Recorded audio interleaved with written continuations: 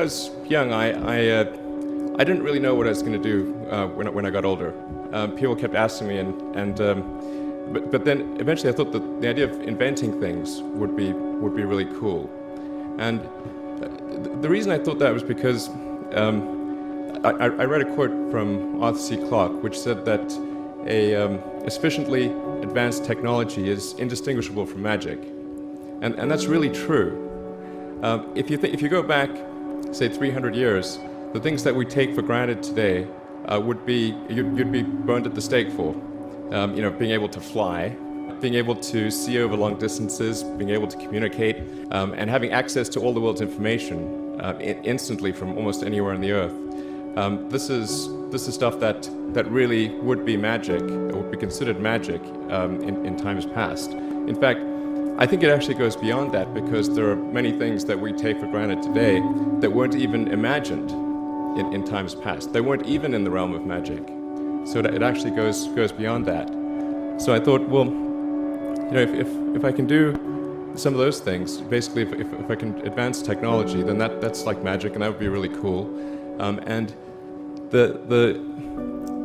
I also had sort of a slight existential crisis, because I was trying to figure out what does it all mean? Like, what's the purpose of things?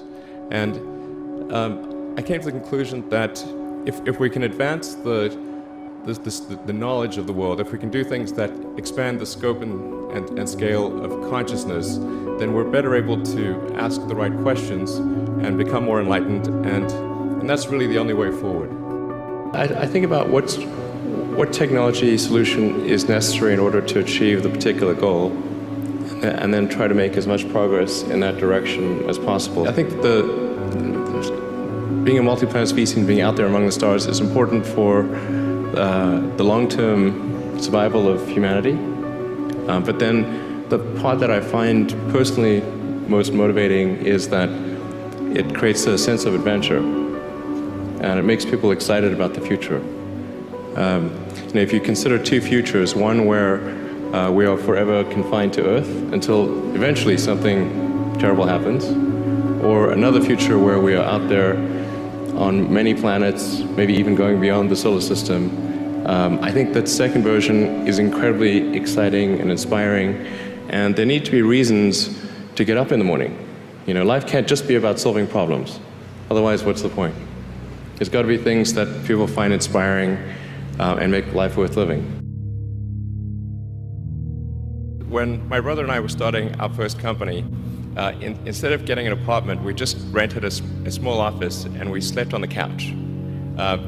And we showered at the YMCA, and we're so hot up we had one computer, so the website was up during the day, and I was coding at night, 7 days a week, all the time. And I sort of briefly had a girlfriend in that period, and in order to be with me, she had to sleep in the office. So work hard, like every waking hour. That's the thing I would say, particularly if you're starting a company. A natural human tendency is wishful thinking.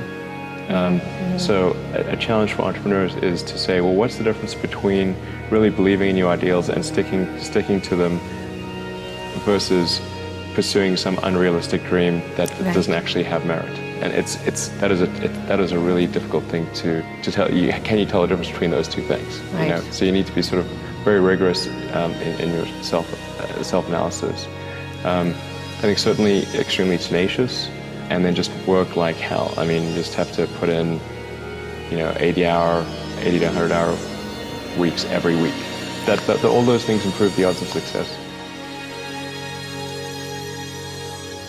Or how do you think about making a decision when everyone tells you this is a crazy idea? Or where do you get the internal strength to do that? Well, first of all, I'd say I actually think I feel fear quite strongly. So it's not as though I just have the absence of fear. I feel it quite strongly. But there are just times when something is important enough, you believe in it enough, that you do it in spite of fear. People shouldn't think, well, I feel fear about this, and therefore I shouldn't do it. It's normal to feel fear. So you just feel it and let the importance of it drive you to do it anyway? If you just accept the probabilities, then That diminishes fear. Drive overrides fear. It's about believing in the future and thinking that the future will be better than the past. And I can't think of anything more exciting than going out there and being among the stars. Returning past 39A to interplanetary mission. You've heard the call out. Vehicle is supersonic.